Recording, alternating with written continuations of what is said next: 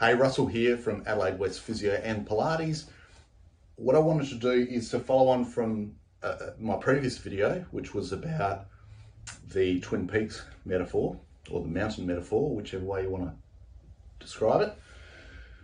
Because there's a bit to this that I think is easily missed, and I missed it for a long time. I'd never really thought about it until relatively recently. So we think about, oh, and by the way, if this doesn't look familiar, go back and watch the Twin Peaks video.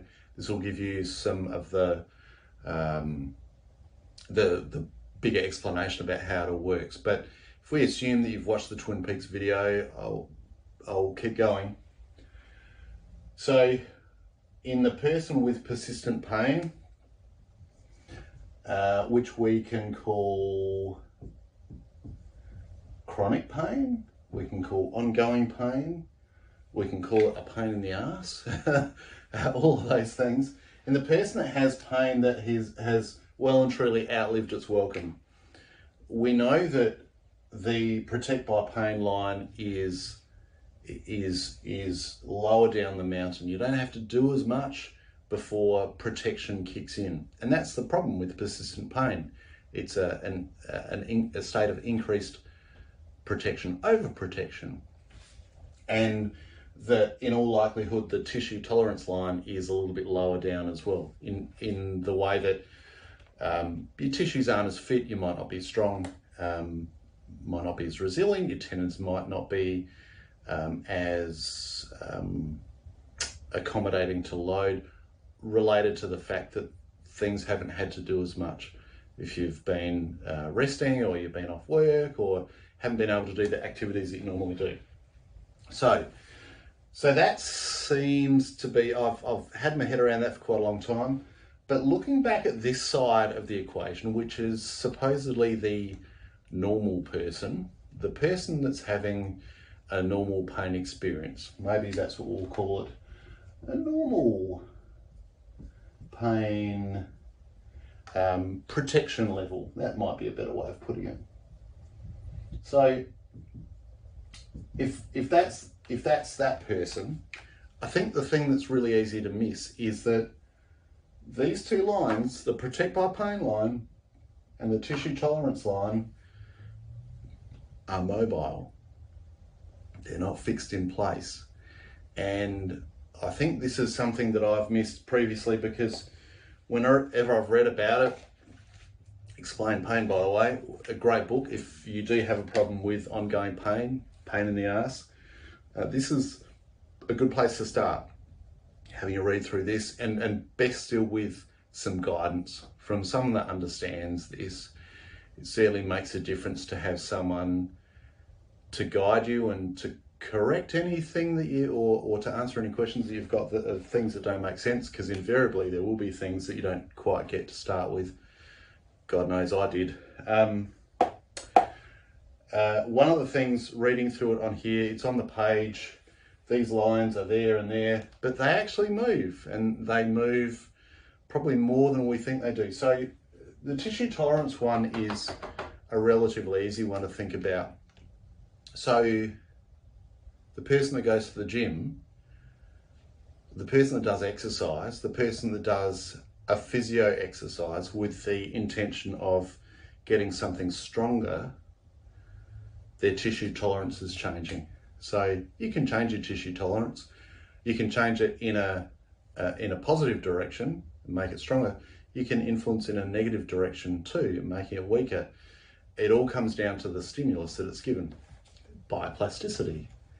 I'll put a link to the bioplasticity video below just to explain that idea, but essentially it's the idea that we change. We have the ability to change. We change all through life, and it's in response to demand, really, in response to stimulus. So, for example, if you exercise a muscle, you expect it to get stronger, you expect the physiology to change in a certain way. If you do less, if you sit on your bum, then you expect your physiology to change in the opposite direction. So become less strong, muscle loses bulk, less efficient, all of those different things. So tissue tolerance is something that is mobile. It changes. And But even more so, this protect by pain line. And what I mean by that is the point where, and I'm going to simplify this a little bit because this is a point of debate. We often talk about pain being an expression, an experience that's generated by the brain. It's not quite as simple as that. It's generated by the person. But anyway, if we simplify it and say the central nervous system. So the point where your central nervous system determines you need some protection, you need some safety, you need some alerting that there might be danger, so potential danger or actual danger. That's going to change not just day by day, it changes from moment to moment, and it changes in response to loads of different factors within ourselves, like our immune system status, endocrine system, certainly the peripheral and central nervous system, and all of the weighing up and the whizzing through information that the central nervous system is doing every moment of the day. So that has the potential to change where that protect by pain line sits as well. But things outside of our body as well. So context in our environment, things that we're doing, people that we're with, if it's raining outside even, all those different things that can make you more negative or positive or afraid, or all those things that help to create different emotions, and things that we think, things that we believe, things that we've heard. All those things come together to create the decision about whether or not you need to have pain. And so that protect by pain line is changing all the time, moment by moment. And I think in looking at the Twin Peaks model over the years, I've completely missed that. I've always thought of those two lines as being fairly rigid. And even in the normal person, in the person having a normal pain experience, they are two lines that do change very much. And I strongly believe that if you have an understanding of how pain really works, which is different to our intuitive system of how pain works, that it's got the potential of future-proofing you against situations in the future where you might have an injury and preventing it from going on to becoming a persistent problem. I really believe that. And I know, talking with the physios at work, we were chatting about this recently, and Maddie confirmed for her that is definitely the case.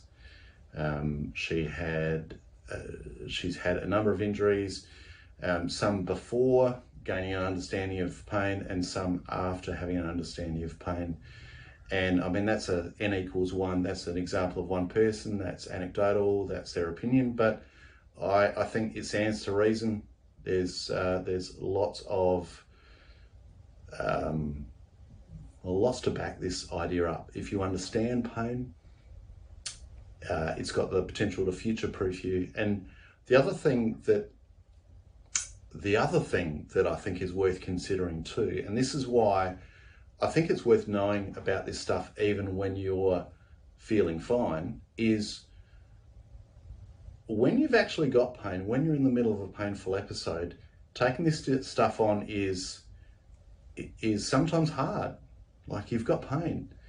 If you're not in the middle of a painful episode, it's, I imagine, a little bit easier to take this on.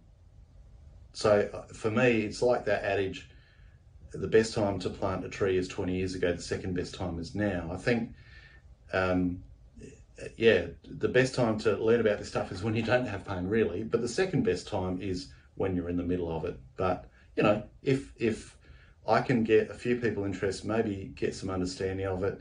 There's a good chance, I believe strongly, that it can future-proof you from the misery that persistent pain can be. So I hope that makes some kind of sense. I feel like I've talked a lot. But then again, it's a YouTube video, it's not a two-way conversation. But if there is anything that you want to say, if you got any comments, if you think that I'm talking complete rubbish, if you agree and well, that would be nice. If you agree and you'd like to put some comments below, please do so. If there's anything that I haven't explained well and you would like me to go into in a little bit more depth, please let me know in the comments too, and I can make another video. Cheers.